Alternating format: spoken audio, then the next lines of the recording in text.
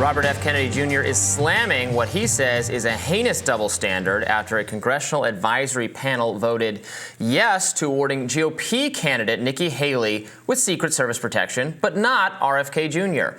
Kennedy wrote on X of this move, "While I'm happy she'll be protected and publicly supported her request, double standards abound. My campaign first requested Secret Service protection in May of 2023 with a 63-page declaration. We still have a current request pending." Kennedy continued, "My request is the first time in 55 years a candidate has ever been denied. The Biden administration is the sole outlier to turn down a request for Secret Service coverage." So this is very interesting. So Nikki Haley receiving protection as she, continues to technically be a Republican primary candidate on that side, although Donald Trump overwhelmingly likely to get the nomination. And RFK Jr. has been complaining for some time that he has not gotten security protection, Secret Service protection from the administration. The process for getting Secret Service protection involves a panel of actually congressional leaders getting together and deciding whether to recommend this protection, and then the ultimate decision is made by Homeland Security Secretary Alejandro Mayorkas, who has denied it to RFK Jr. thus far. There was a lot of reporting pointing out that at the time at which RFK Jr. had initially asked for it, it was way in advance of the election, much further in advance than is usual. Although I was just reading from ABC News more about how this is working. Apparently, Barack Obama, when he was a candidate in the 2008 election, did receive Secret Service protection pretty far out in advance. So did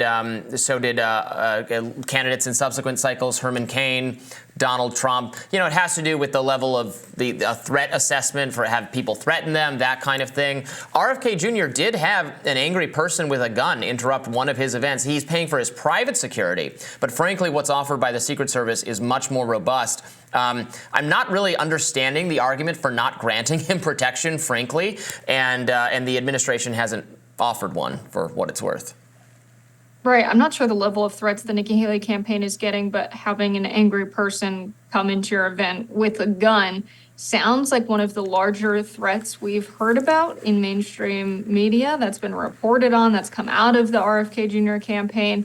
In terms of other presidents like Obama, Herman Cain, Trump getting Secret Service early, it makes sense that there are some cases where the threats are so big that the standard 120 days out from a general election for presidential and vice presidential candidates just doesn't apply because, we'd rather keep those candidates safe. It's good for our democracy if our candidates can live on to election day. But in the case of Nikki Haley, her favorability rating is 33%. RFK Jr.'s is 52%. Do people hate her way more? We have no idea what threats she's getting and the level of those threats. How real are they? How close do they get to actually harming Nikki Haley? In the case of RFK Jr., it's possible he's receiving very serious threats or would be in more danger if he didn't have his own privately hired security. They could be acting as a deterrent.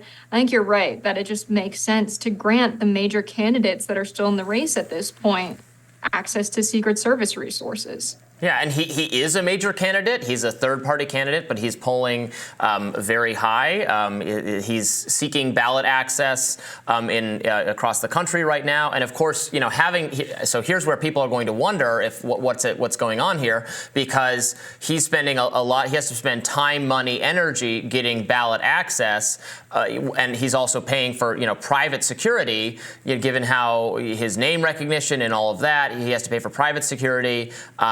Could those funds be spent for his campaign, getting him on the ballot if he were to, if the government were to take on the burden of actually protecting him through the Secret Service, which again is you want Secret Service protection if it's being offered to you. It's really comprehensive. At this point, it seems like what the remaining candidates should have it. This is, we're living through a time of very intense political rhetoric. I fully believe if they think that Nikki Haley is needing of it, that she's received threats, that's a appropriate course of action to take. RFK Jr. Agrees with that. I can't understand why they wouldn't give that protection to RFK Jr. as well, given what he's experienced, given the Kennedy name. People people, there could be crazy people out there who have an axe or a conspiratorial axe against the Kennedys for various reasons. There's obviously a history of political violence against members of his family, his father, his uncle, etc. It just doesn't make a lot of sense to me. If they want to explain it, they can, but Mayorkas hasn't come out and said, here's why Kennedy doesn't meet the criteria. And you can't really make the case, well, it's so far out. We rarely so far before the election give, Secret Service protection willy-nilly. Well, it's not that far out anymore. And as far as I can tell from reading, from researching it a little bit, they do in exceptional cases give protection even very far out from the election. And we're not far out anymore. And he's a major candidate. He's going to continue to be a major candidate. He's going to be, frankly, longer than Nikki Haley in this campaign for the presidency, as she is still, running in a primary against Donald Trump that she's not going to win. Whereas RFK Jr. is going to be, according to him, in the general election, running as an independent third-party candidate. So I'm just not getting it. If they want to explain it, go ahead, but they haven't done that.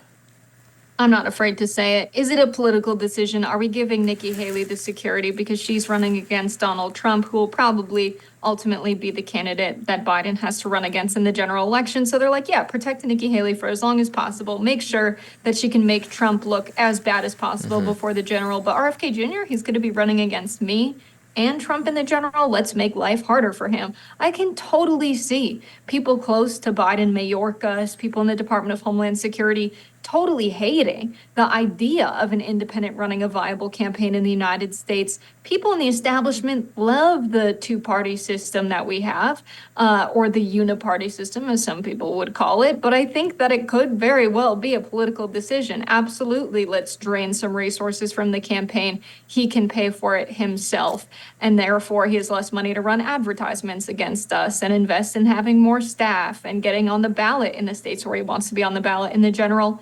Very well could be a political decision.